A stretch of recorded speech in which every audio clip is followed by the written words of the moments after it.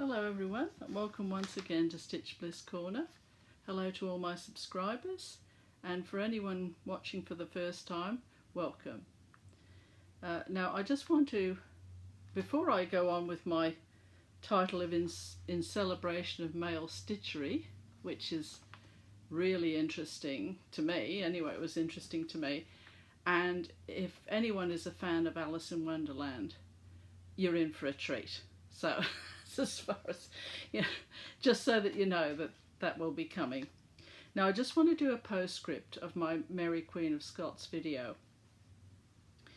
because at the start, as I've said before, I don't edit, but I had to cut a tiny bit out at the start of that because I made a mistake, which I think it was sort of understandable, because Elizabeth and Mary, Elizabeth I and Mary Queen of Scots, they were cousins, and I incorrectly said that Henry VII was the grandfather of both of them, but in actual fact he was grandfather to Elizabeth I, but he was great-grandfather to Mary Queen of Scots.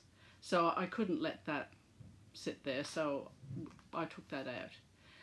The other thing, just for a clarification, is that I mentioned Mary Tudor twice. Well, there were two Mary Tudors, actually. One was Henry VII's daughter, and the other one was Henry VIII's daughter. So there were two separate Mary Tudors, just so that you know that little bit. Now, and the other thing I did was, it went clean out of my head to just say about what happened at the end of Mary's life, that she was executed at Fotheringay Castle in 1587. And a lot of people think that her last words were, "In my end is my beginning." Well, actually that was on her coat of arms, on her cloth behind her chair. Wherever she went, she took it with her and put it on the back of her chair to show her regal status.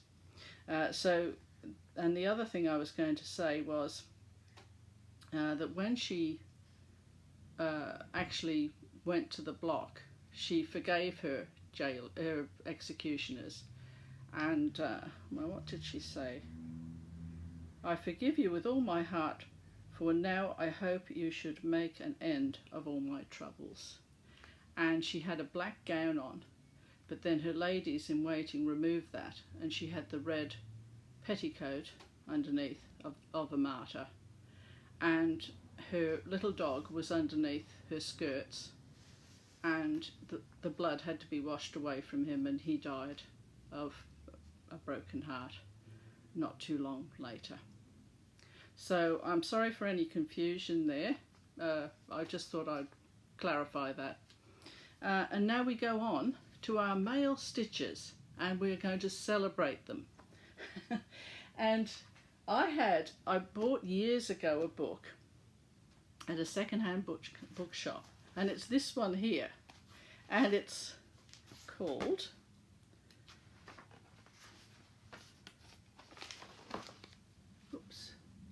Knit with Norbury. And Norbury, I'll just show you a picture of him first, because he's the one we're starting with.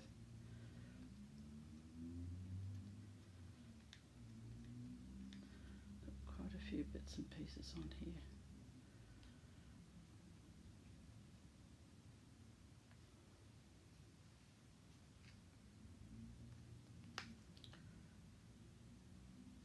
That's him there. That's a bit hard. I'll just turn that a little bit. That's him. And then there's another picture of him there with his knitting needles. And yes, he wasn't a stitcher, but, he wasn't a cross stitcher or anything like that, but he still knitted, and he had stitches, so therefore, as far as I'm concerned, he is a stitcher. Right, so anyway, as it happens, I'll just read you a little bit about him here. James Norbury appeared on different TV shows in the 50s and 60s. He has been referred to as the first rock star knitter. He popularised knitting on TV for the first time. The first synthetic yarns were being made in the 50s and 60s. James Norbury was the leading authority for English-speaking knitters for 2 decades. James was very pedantic about his knitting and took it all very seriously. For Mr. Norbury, there was one correct way to knit, his way.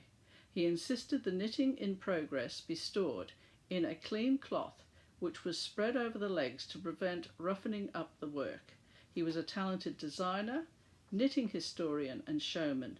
He wrote a total of 11 books.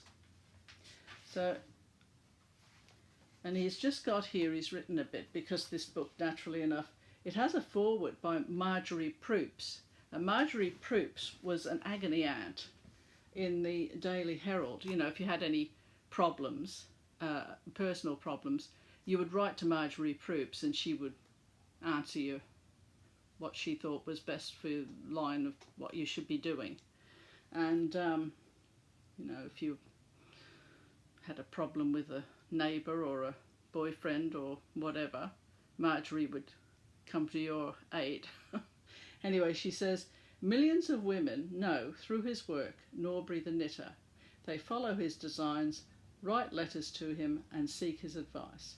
But to those who know him personally, Norbury the man is even more amazing than his work. The first time I met this large, bearded man, he was wearing an enormous duffel coat over a hearty tweed suit. I labelled him the way women label men, the rugged type. I could never imagine that his big hands could handle fine knitting, nor indeed that such a rugged type could really be interested in this gentle art. But Norbury the man is more than interested in knitting. He probably knows more about it than any other man in the world. He has lectured to learned societies about the history of knitting.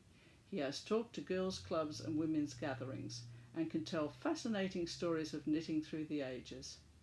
He began to knit when he was 3 years old. He loves animals, and so on. And then the good man himself, he says here, I find knitting one of the most interesting and exciting of handicrafts.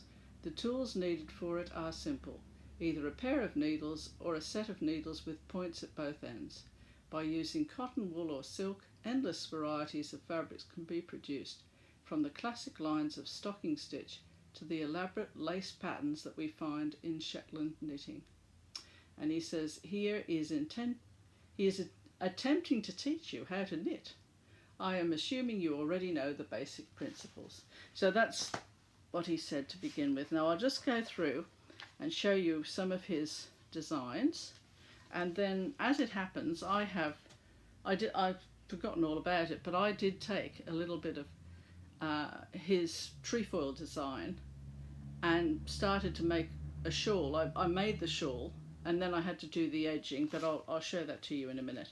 But here are some of his designs, and they all look pretty classic, don't they? You've got, that's a close-up of the actual pattern, and she's got a twin set there that were very, twin set and pearls were very fashionable in the 50s, weren't they? Well, a lot of you probably wouldn't know that, but they were. Here's another one, Savile Row. That looks a bit Duchess of Windsor-ish to me. And then, what else has he got here? I won't dwell on them too much because, oh, he did,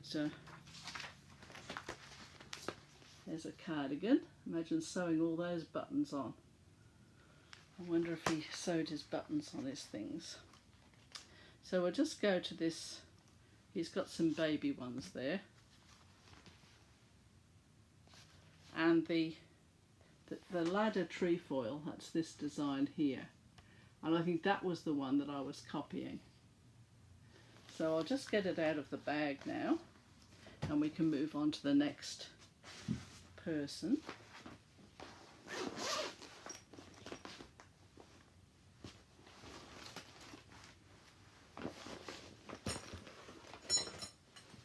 I've still got the needles in there. There. I'm not even sure that that looks like it. I think it looks more...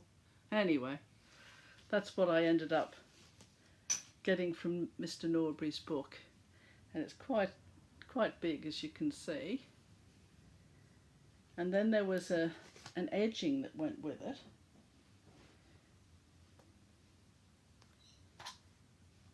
And this is supposed to be sewn all along the edge of what I've just shown you.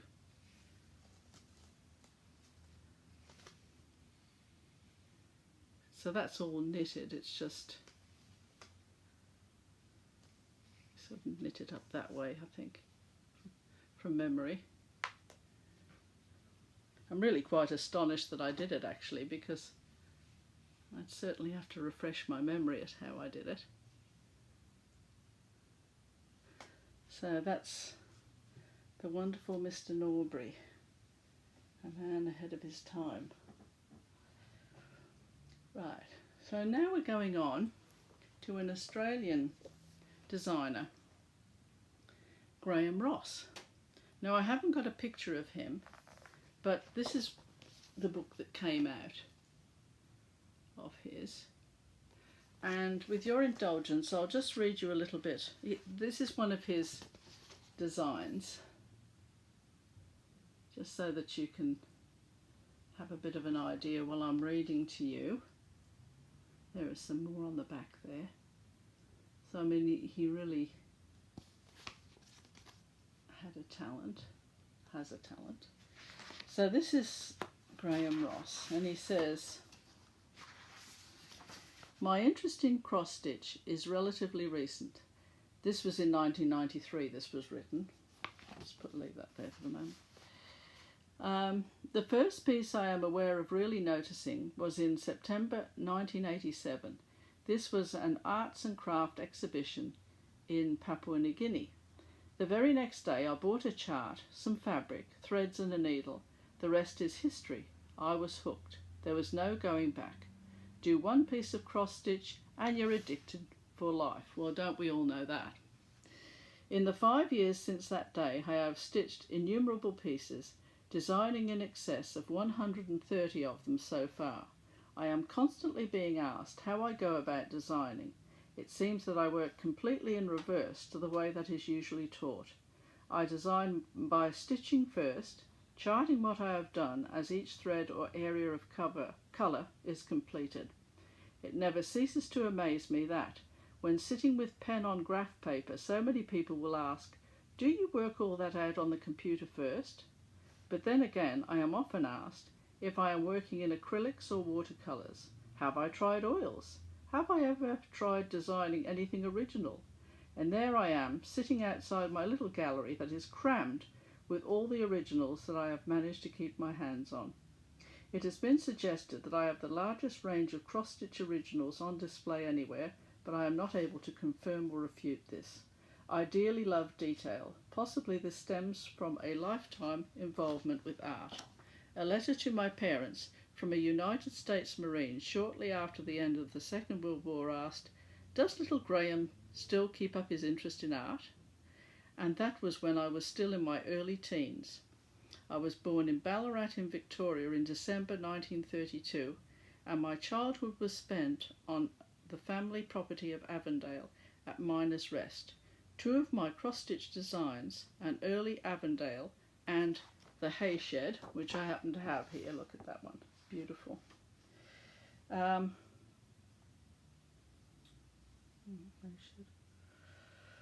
Were inspired by this period of my life. The last year of my schooling was spent at the arts faculty, at the School of Mines Ballarat, and he just goes on. And he just says, he went on to become a window dresser, and he answered the call of the wild and flew off to distant shores to train as a teacher of English in Papua New Guinea. And he says, it was then that my interest in needlework began, with my first piece being worked on hessian, using any form of thread that I could obtain in the village trade store. And he goes on to say, I find that designing and stitching in public has its amusing moments. Some of the comments I hear are really worth repeating.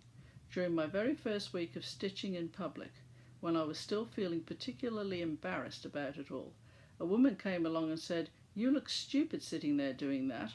I could feel myself shrinking when she added, "That's women's work." There was a dear old soul in Melbourne who walked right up, looked me directly in the eyes and said, "You don't do cross-stitch on a tapestry frame." Maybe she does not, but I do, and I prefer it that way.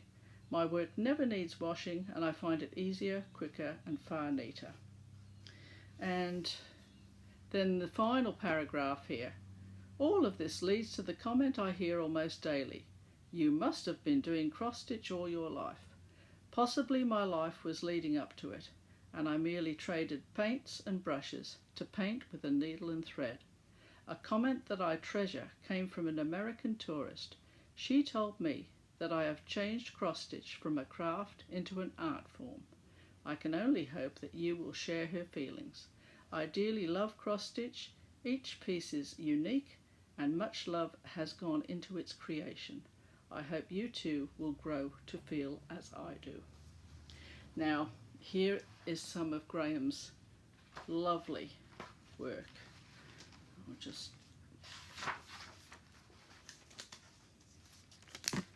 Here's a variegated wren. Then we have, so he's got quite a few birds there. I'll just show you one of his butterflies. It's a bit hard because I've got the chart right next to that one. Oh, I think that, is that a butterfly? I think that's a moth, because the moths, they have that little, on the end there, the little bubble looking thing, whereas a butterfly, they don't have that, as far as I know. It's how you tell the difference between a moth and a butterfly. And here's a rather wonderful poinsettia.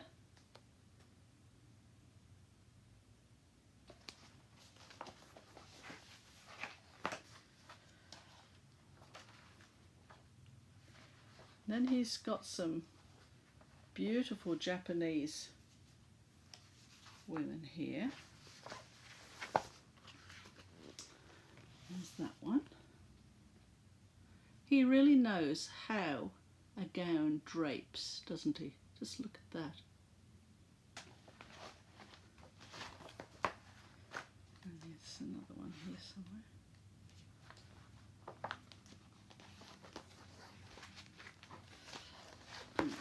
It's like a juggling act, trying to avoid the showing the chart.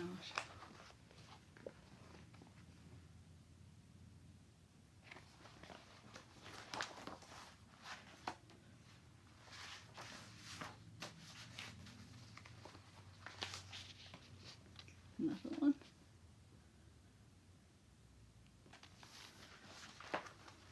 There's another one here that I stitched. It's a miracle I haven't stitched more, actually. I just haven't. A lot of these books have been in storage while we've been away, so that one there, which I found rather lovely, and I changed it a little bit. I've just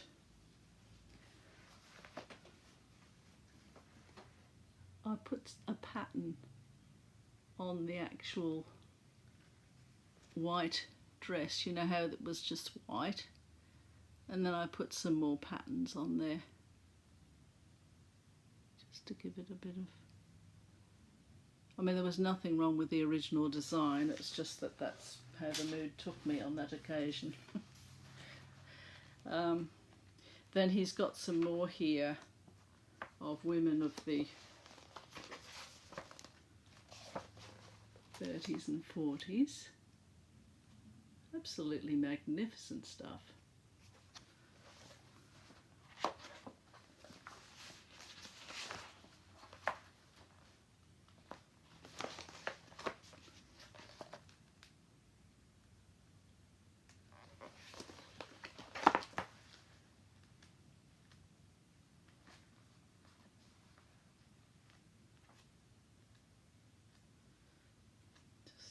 There's another one here.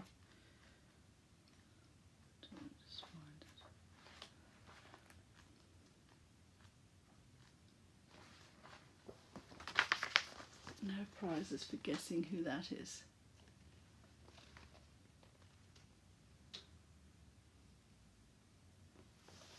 I think he was a less is more person. And here's one of Picasso. Well, not Picasso, but A Weeping Woman. And that was from the Spanish Civil War. That's very close to the original, how Picasso painted it. And you can see the eyes, and she's clenching a handkerchief in her teeth. And it's all because of the Spanish Civil War, all the tragedy that she'd witnessed. It was all just too much for her. So, well, that's the rather wonderful Graham Ross. Now, I'll leave the Alice in Wonderland fellow just for a bit longer. This is just to go through some of the gentleman's stitches. Now, this was in 1997, and that's Mr. Philpott there. That's his first name. Paul Philpott. And that there was his very first adventure into stitching. And it's such a pity it's so small. But I did take a picture of it with the phone just to see if it would magnify up a bit.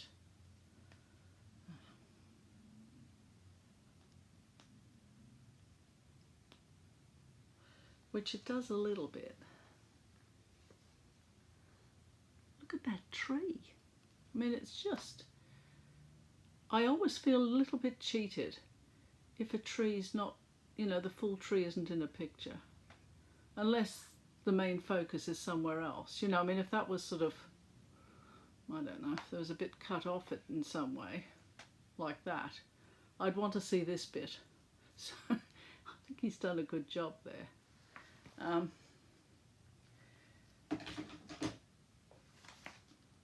So that's him. And then there are two other men on the next page. These two. And Ron Phillips, he's the one that did this one here. And he said he got interested. Nobody ever questions a man doing an oil painting, but because you're using a needle and thread, you get all these digs. He wasn't very happy about that. He said, the embroidered portrait of a lion in Ron Phillips's hand is particularly special to him. Not because it's of 196 different colours and 32,000 stitches, but because he once stood just 3 feet away from the subject while on a safari in Kenya. That was the first big project I did away from a photograph, he says. I had always wanted to design my own pictures, so I started scanning photographs into my computer and creating my own charts. So that's that very talented fellow. Isn't it wonderful? He picked up a needle and thread. Remarkable. And then we go on to Richard Box. That's this gentleman here. And he, let's see if there's any of his work here. No, I think they're just talking to this fellow because that's his artwork in the background. And I think what happens with him is that his artwork is chosen for charting to be taken from. And he says, women say to me, that's typical of a man. You can't concentrate on more than one thing at a time. There may be something in that. And yes, so that's his story. So I just thought you might be interested in those three gentlemen. And then, as I was looking for men's stitches, male stitches, I got a surprise myself because this fellow here, he designed something that I've stitched and I didn't know it was him. Keith Mallet, American artist whose work translates superbly into stitches. Keith's designs have formed part of the MAIA range, MIA range, from very early on, providing distinctive works that celebrate a rich cultural heritage. Keith was born in Pennsylvania and trained in New York, but is now based in San Diego on the west coast of the USA. One of the notable aspects of Keith's work is his love of different mediums, creating works in oils, acrylics, ceramics, printmaking, and more recently etchings. And his latest pieces are in the Mia range, and Soul's Awakening is one. That's that one there, is Soul's Awakening. But I did Soul's Flight, which is this one here. And yeah, so I was very interested to see that. And here it is.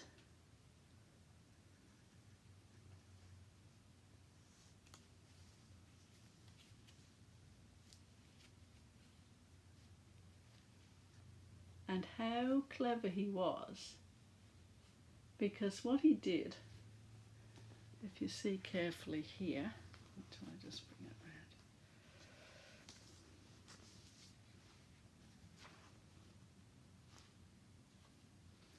the butterflies are on her garment, and then they start to fly off up. And we all know how much I love butterflies, or you probably do by now. And as if that wasn't enough, I did another one. I still have to give the one to the person. And because I give away a lot of my work, because I did Elizabeth I as well, and I gave her away.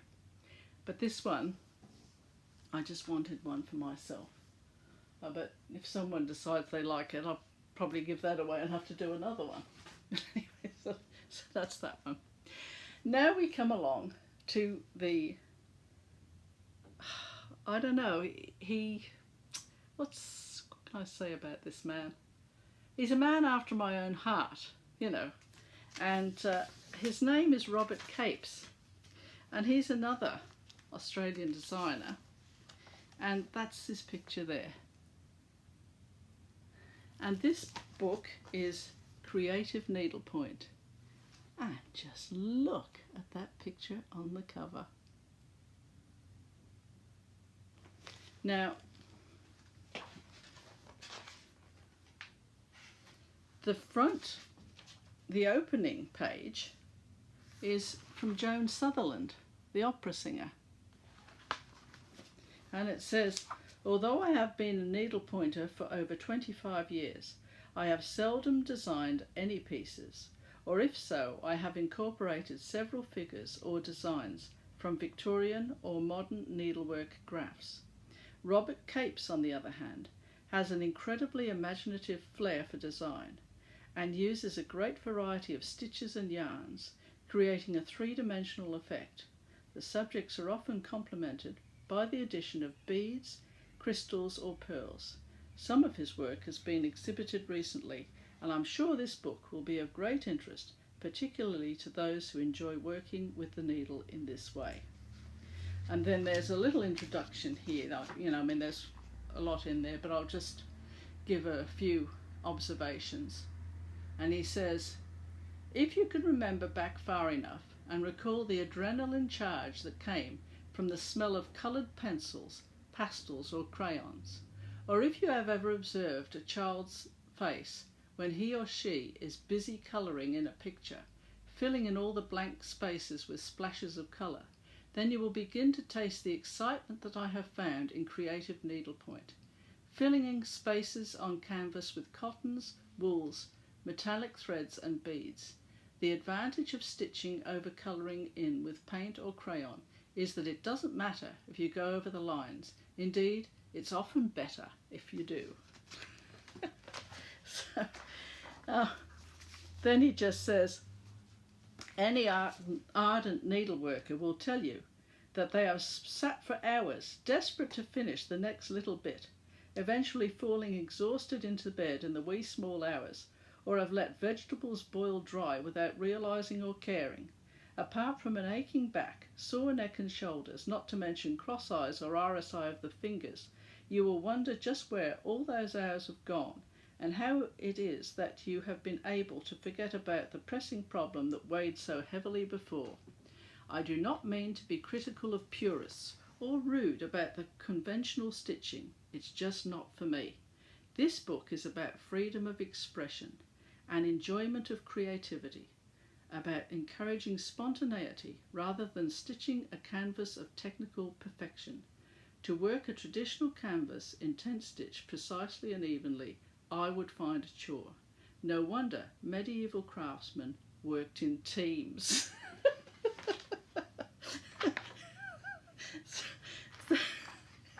So that sums his attitude up completely. So anyway, on to some of this work that he has done. Now here's one here, and this is called, let's have a look here, The Gardener's Boy. And he's used quite a few different techniques there, but this, you know, different stitching and all the rest of it. But this is still small beer compared to what's coming. So just prepare yourselves. Then he did Girl in the Garden. I suppose that complements the boy. But they're very warm, aren't they? Then there's his wreath for a Christmas celebration.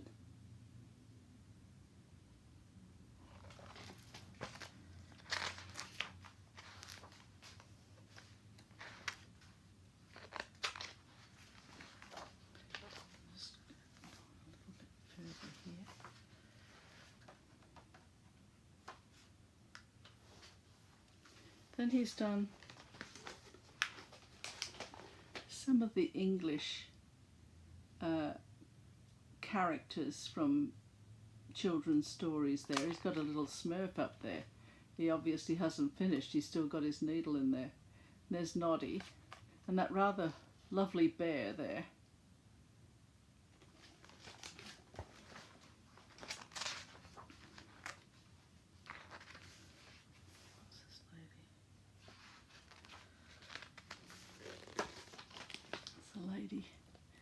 In a shop with all the jars of lollies and sweets, the little cat looking on.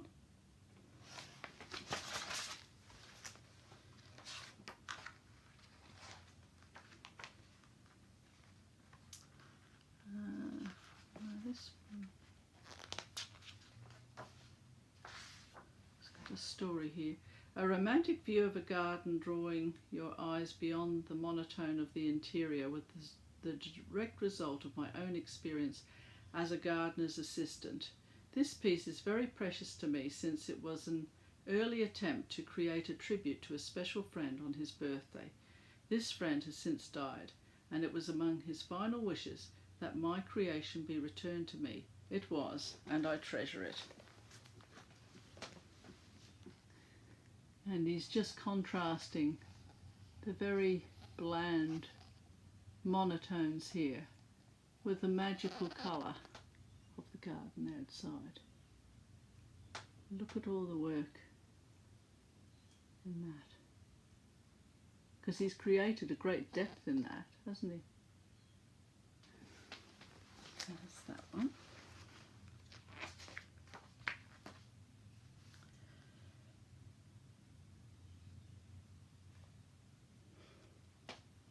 Looks like this is, I think it could be a wedding party there in the front.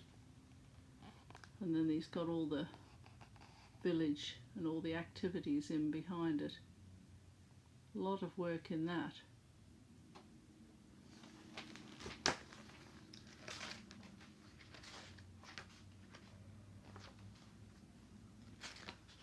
just going to go on now to the Alice collection.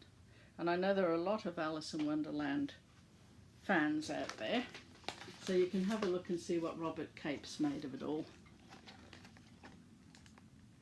I'm late for a very important date. No time to say hello goodbye. I'm late. How did it go? I'm overdue, I'm in a rabbit stew. The White Rabbit, heralding the arrival of the Queen of Hearts. Now that's the picture that he worked from. And that's what he came up with. Really opens your eyes to what you can do, doesn't it?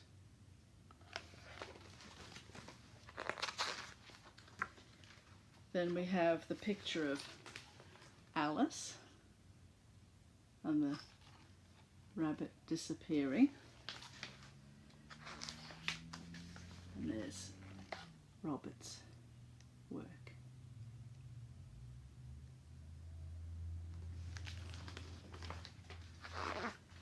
Then we have the court scene in Alice in Wonderland. And here it is in colour, beautifully stitched.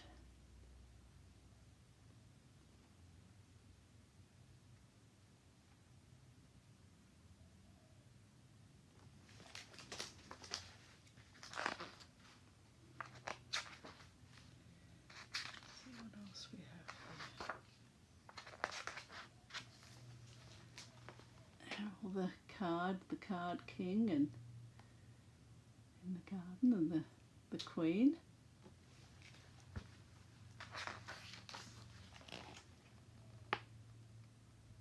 Fabulous stuff.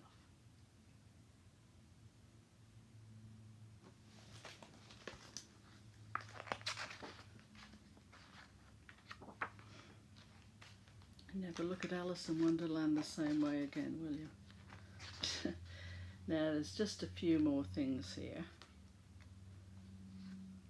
We've got his version of a Japanese lady.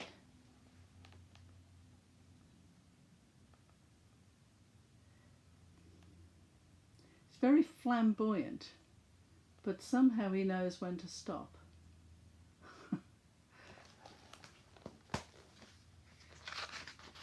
And you see the background, he painted that, and I think he's put, yes, he's put beads in the background there. But he just uses anything that he thinks will give him the result that he wants.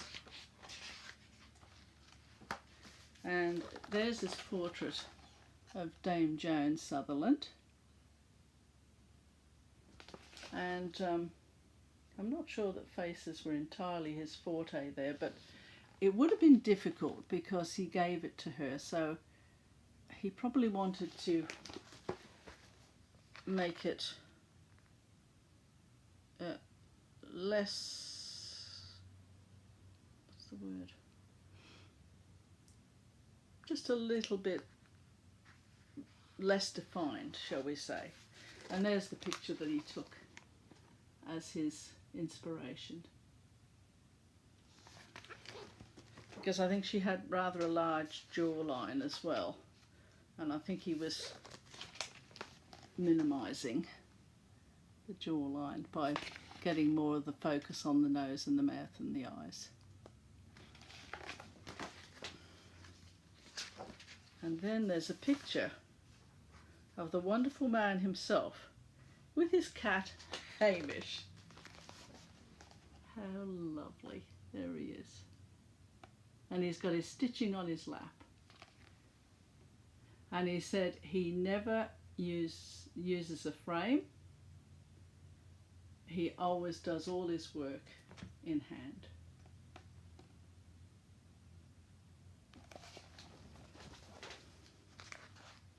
So, if that wasn't a celebration of male stitching, I don't know what is.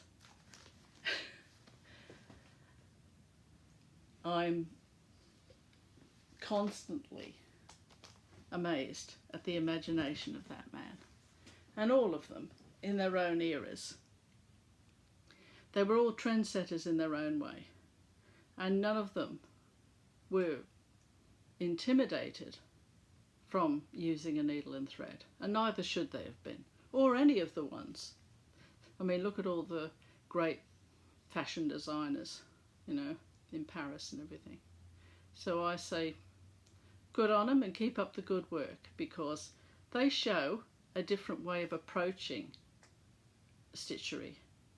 And I think that's a very important thing, because when my husband and I were putting a fly screen on the windows, and we had to do all the windows, well, we didn't have to do them, but we did.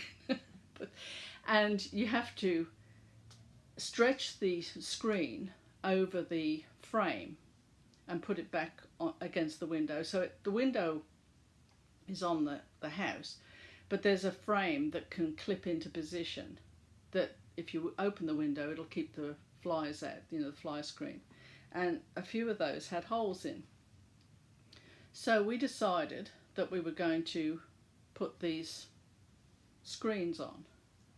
And the screens were held in with this rubber tubing, very long piece of rubber tubing that you had to push between the edge of the gauze and the beginning of the frame to fit it in so that it would stay in position. Otherwise it would have just fallen out. And my husband was there with the painter, because the fellow was painting the house, and they were trying to get this frame together. And I went out and I said, well, the reason why the mesh keeps popping out is because you haven't got the mesh over the rectangle properly. Every time you try to fit the rubber tubing in to hold the gauze, the other side keeps popping out. I said, you need to put little pieces in to, you know, sort of like when you put pins into a hem, to keep it into position while you put the tubing around to hold the whole thing together. This is just sounding ridiculous, but anyway. The long story short is that my input into that conversation allowed the two men to see a different way of doing that particular job. That's what I'm trying to get to. That quite often, if an area is completely dominated by one particular sex, such as nursing or sewing, if you get the other sex to into the area that is normally for one particular sex, then you get all different aspects from that input. You get a different way of looking at things, a more lateral thinking that can solve something that would have been difficult for a long time. So, you know, it's always good to have opinions from both sides. Yeah, that was a rabbit trail, as they call them, and I'm sure I've been very confusing with that. So maybe you can just don't worry about my fly screen story. It's a bit, yeah, I know what I mean, but I don't think you know. Anyway, look, I'm very glad that you've lasted this long if you have. I'm thrilled to have brought Robert Capes particularly into stitching Flosstubery and all the other ones. I mean, Graham Ross. I mean, Graham Ross's style is obviously more fine, but nonetheless, his work is truly brilliant as well. And of course, my soul's flight creator. I mean, wow. So I will leave you there. I look forward to seeing you again next time. I am working on a CC embroidery, and I'm not actually doing it, I'm working on something about it. And I look forward to seeing you next time at Stitch Bliss Corner, and it's goodbye from Mari Rose.